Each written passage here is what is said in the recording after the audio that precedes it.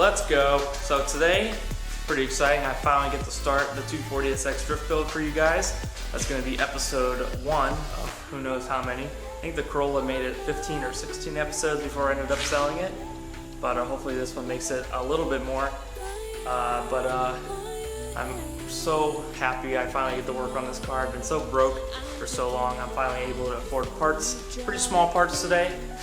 Pretty simple stuff, but makes a pretty big difference, so I hope you guys enjoy.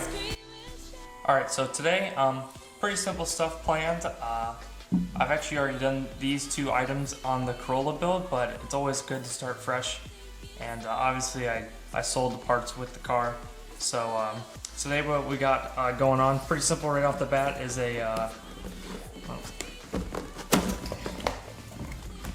got a nice, genuine Momo steering hub. Please stay away from the eBay ones. They tend to break. Actually, hold on one second, I'll go get my eBay one. Okay, so here is my eBay. Still on my Nardi. This is a genuine Nardi wheel, but I have an eBay hub. I know, that's sacrilege. But I don't know if that'll focus, maybe possibly. But basically all these teeth in here are stripped. Basically I just clutch kicked the Corolla like that, and it literally stripped all these teeth. So I actually like this. Actually, like the steering wheel spun separately from the steering column, and yeah, it was a pretty scary moment. So please stay away from the $12 eBay hubs. Just spend the money, get a genuine Momo hub or whatever brand you prefer. I think this was like 85 bucks. To me, it's so worth it. So much better product. Next up, another little simple little box here. This makes a huge difference for me, mainly because I wear glasses and I'm blind, so seeing at night is a huge advantage for me, especially street drifting.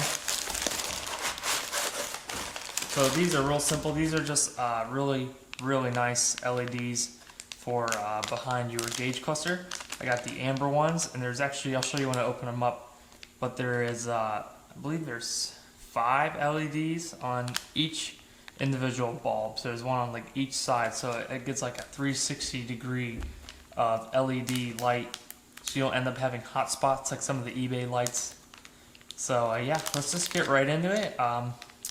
And also, of course, the benefit of having the steering wheel hub is I get to get rid of that nasty looking 350Z wheel, which I think is absolutely disgusting.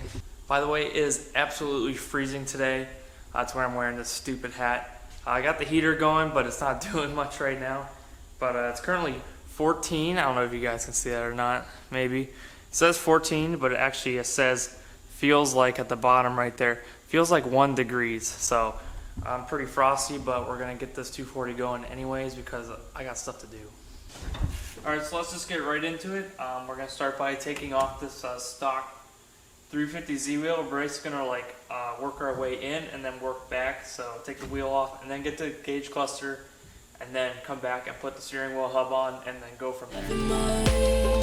I'm thinking out loud before we draw a crowd. Reel it in, take it easy. There's no need to scream and shout.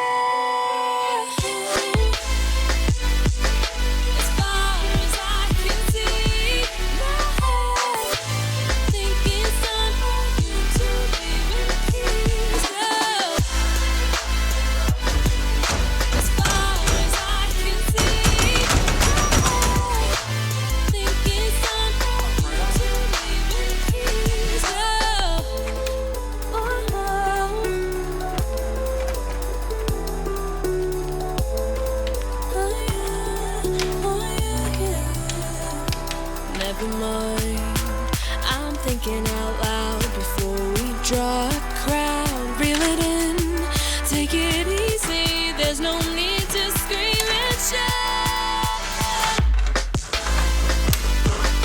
As far as I can see. Alright, so we've graciously ripped that trim piece out of the way. I actually think on S13s you actually have to drop the steering column to get that out without breaking that piece, but it's actually already broken, which is pretty common. But next we got to get out the gauge cluster, which should be 3 screws, but there's only 2. of the three. I mean, it's a 240. I don't know what anyone else expects. So.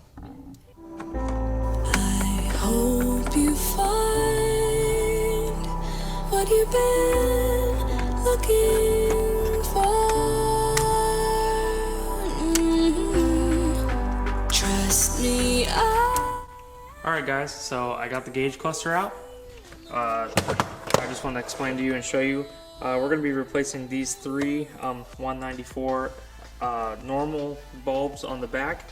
We're going to be replacing them with LEDs off of superbrightleds.com. I'll leave a link in the description with part numbers. So if you have a 240 and you want to do this, I'll leave the exact part number in the description. You just basically pick out the color you want and order away. Dual cam cars like this, you know, 2 gauges setup. I'm sorry, not dual cam. Non-HUD like heads-up display cars use 3 like this, and I believe the HUD cars use more, but I'm not really sure about that. You might have to do some own research on that. But anyways, I'm just going to show you guys how to replace them. There is kind of a little trick to them. No big deal. Basically just plug and play. So let's get started. Alright, so obviously you should know how to twist these out like so. But I wanted to show you guys how to get the light. Alright, anyways, here we go. Basically these stock bulbs, you're going to keep the socket that the bulb comes in. But I also noticed on a lot of these older Nissans, the stock bulbs have like these little blue like condoms on them. I'm not really sure what they're for. I think they just kind of like disperse the light a little bit better. But back in the 90s, that's all they had. They didn't have LEDs. But you're simply just going to take out your old bulb, obviously. Just,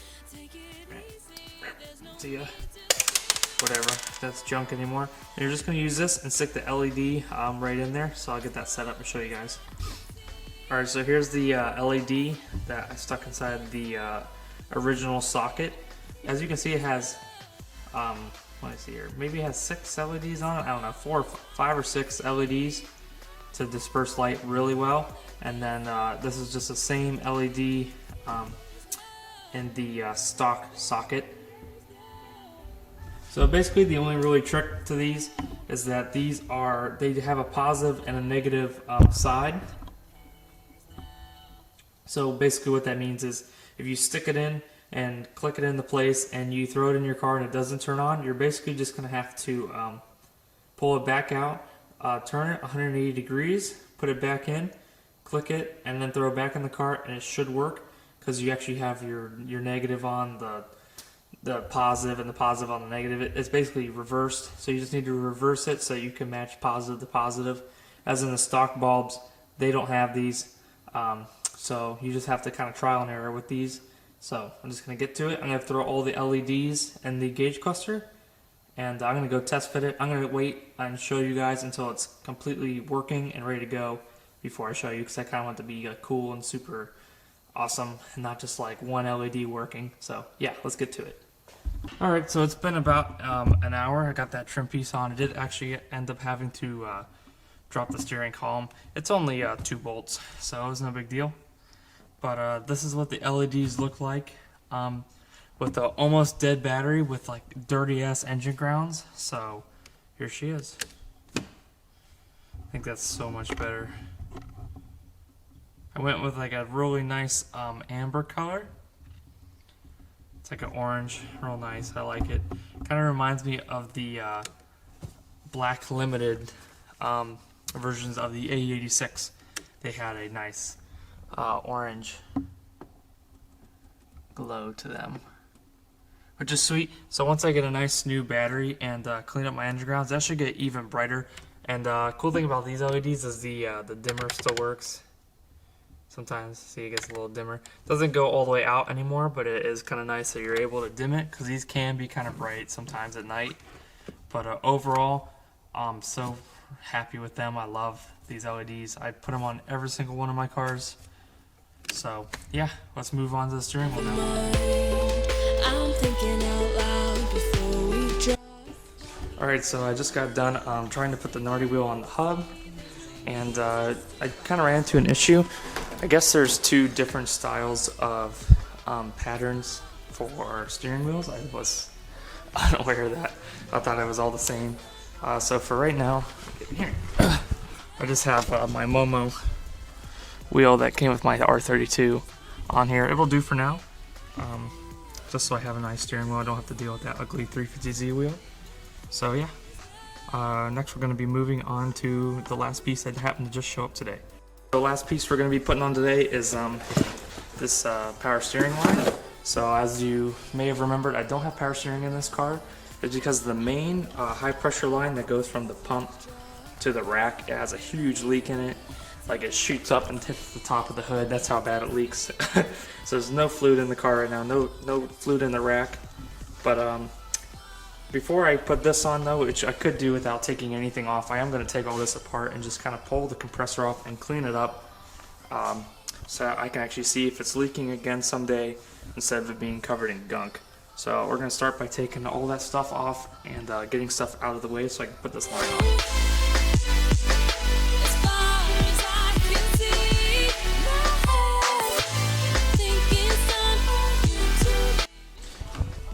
Alright, so I got some of the stuff out of the way. Basically we need to take off this line. Right here there's two banjo bolts, which I think is kind of weird here. And then this main line, the leak is like right, this line here, leaks like right here. It's leaking really bad. You can actually see it right there, a little split. And this line goes all the way down to there, and then there's another connecting point down there. We're basically just gonna, and there's a hard line right here. I don't know if you can see that, but we're basically just gonna go from the hard line right to here with this new line. So I'll replace all this. Actually, it looks like it was actually fixed again at one point right there. That I don't think that little crimp should be there either. So we'll be throwing a new line on. Trust me, I don't wanna feel no more.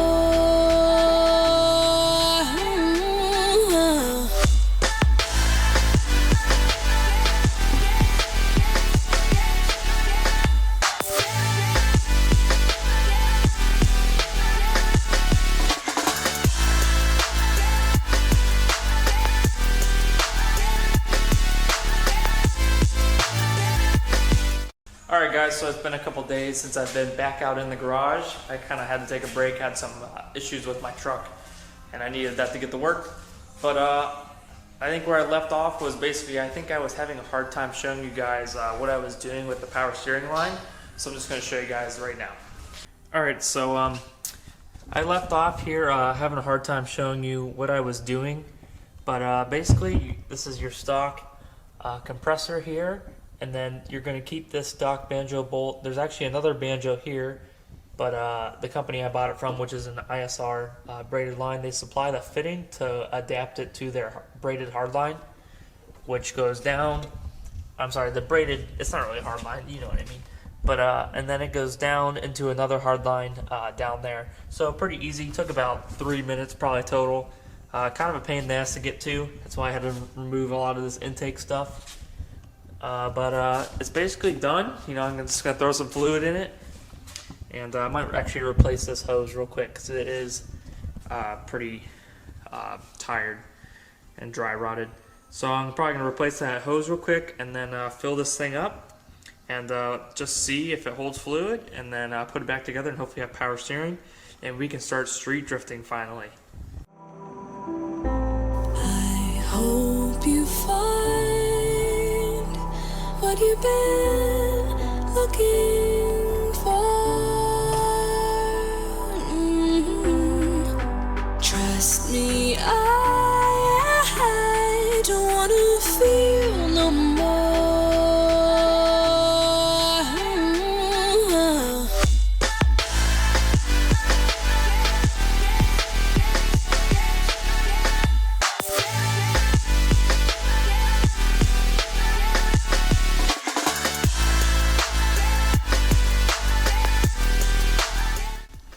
Alright guys, so everything's back together.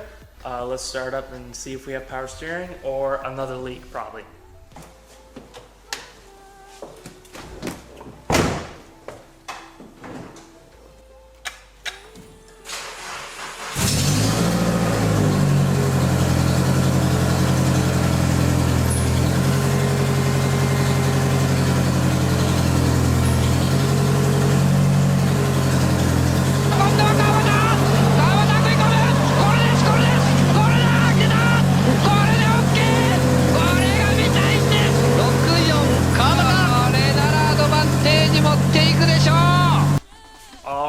sweet. So we got power steering, which means it's going to be easier to transition like mid-drift and stuff like that. You know, Corollas and stuff, they're cool to have no power steering because they usually have a manual rack to make up, you know, for the heavy steering. 240s, terrible cars do not have power steering in. That's just my personal opinion, but glad to have power steering. Glad it was a pretty easy fix. I guess the build continues. Episode 1 was pretty simple. Just kind of keeping it simple just so I can keep it cheap for now and then get it working and running just so I can go drive it and test it out and see what else needs fixed and needs tinkered with. So I hope you guys enjoyed this episode. As always, thanks for watching.